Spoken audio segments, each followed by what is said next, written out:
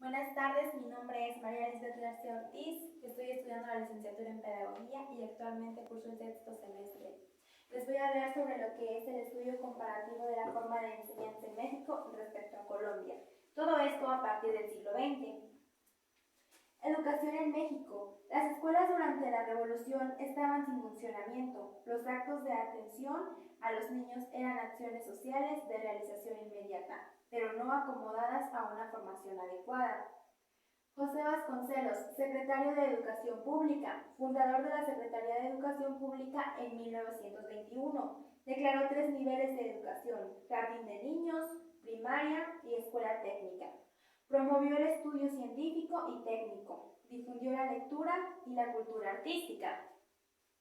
Entre 1910 y 1920, México tuvo lucha y enfrentamiento por la Revolución Mexicana. Dichas luchas intentaron transformar el sistema político y social creado por Porfirio Díaz. Esta nueva fase política de la revolución trajo muchos avances en la educación para nuevos núcleos sociales, tanto de la ciudad como del campo. Con la promulgación de la Constitución Política de los Estados Unidos Mexicanos de 1917, se otorgó por primera vez el rango constitucional de que todo mexicano tiene derecho a recibir una educación laica, obligatoria y gratuita. Este fue uno de los logros de la Revolución. Hubo funcionamiento de escuelas públicas y privadas. Después de la Revolución Mexicana, el Estado consolidó a la nación, construir un México independiente, y la educación pública sería lo ideal para realizar esa tarea social. Una de las más importantes acciones que se llevó a cabo para organizar la educación en México fue la creación de la Secretaría de Educación Pública en septiembre de 1921, en el régimen de Álvaro Obregón. Su principal promotor fue José Vasconcelos. Él siempre consideró que la cultura es un mecanismo reivindicador de la raza. Para él era imprescindible la formación de ciudadanos para que en el futuro se encargaran de la conducción de la nación. Estos mexicanos deberían ser conscientes de sus orígenes, tanto históricos como raciales.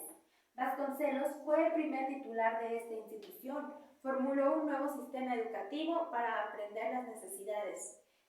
Uno de sus aportes fue la educación rural y un proyecto educativo vasconcelista, que tenía como finalidad la unidad social.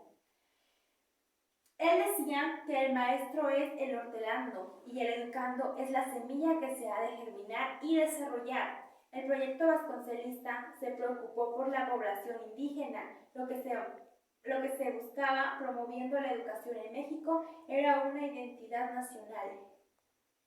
Como secretario de Educación Pública, organizaba conferencias y lecturas de poesía en jardines públicos, fábricas y hospitales. Ofrecía cursos prácticos de idiomas, aritmética y taquigrafía. Organizó grupos de alfabetización, campañas para el alcoholismo y a favor de la higiene.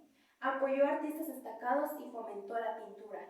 Algunos de ellos, Diego Rivera, José Clemente Orozco, David Alfaro Siqueisko y Roberto Montenegro. Crea la Universidad Popular Mexicana con la idea de educar a los adultos, pero principalmente a los obreros. Organizó la secretaría en 3 departamentos: escolar, bellas artes, bibliotecas y archivos. Creó el primer sistema de bibliotecas, las cuales eran destinadas a obreros y público en general, que hasta el día de hoy son las más populares. Creó la Sinfónica Nacional, escuelas de pintura al aire libre. Por todo esto, Vasconcelos es considerado el arquitecto de la educación. Ley Orgánica de la Educación, 1939. Educación preescolar, educación primaria, educación secundaria, educación vocacional o bachillerato, educación normal, educación técnica profesional, enseñanza para posgraduados, instituto de investigación científica, escuelas de preparación especial y escuela extraescolar. Educación en Colombia. En el siglo XX, Colombia presentó atraso en materia de educación, comparándolo con los demás países, debido fundamentalmente a malas administraciones de los dirigentes del país, con un lento crecimiento educativo y beneficiando a las clases altas. Esto cambia de tendencias a finales del siglo XX. Siglo XIX. Inicia con el fomento de la educación. Se establece gratuita y obligatoria. Gobierno desorganizado, subsidiada por los estados federales y municipios. Población rural sin incentivos. Beneficios para las clases altas, adopción de modelos europeos. Ya para el siglo XX, la educación pública primaria fue gratuita, pero no obligatoria, y debía ser orientada en preparar a los jóvenes en la agricultura, la industria fabril y el comercio. Se crearon diferentes organizaciones para promover el estudio, para reducir la tasa de alfabetismo, al igual que las leyes para la educación. Problemáticas en la educación.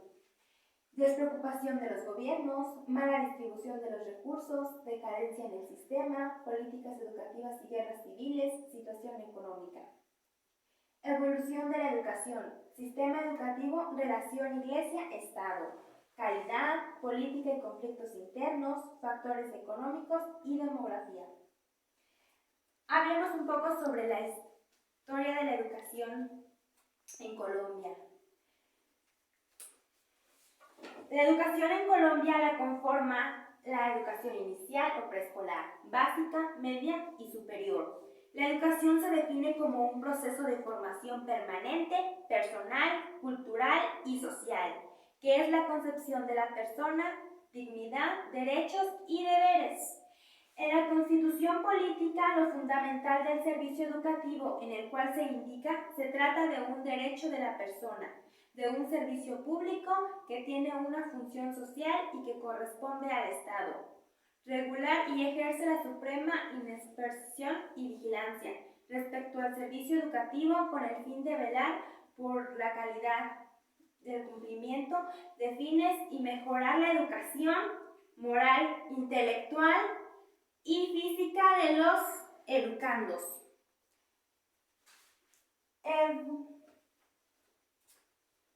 El sistema educativo colombiano lo conforma educación inicial o educación preescolar.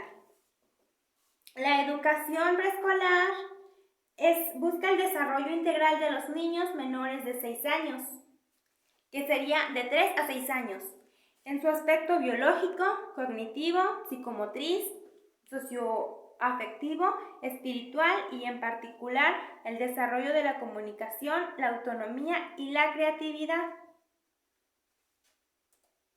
Educación básica.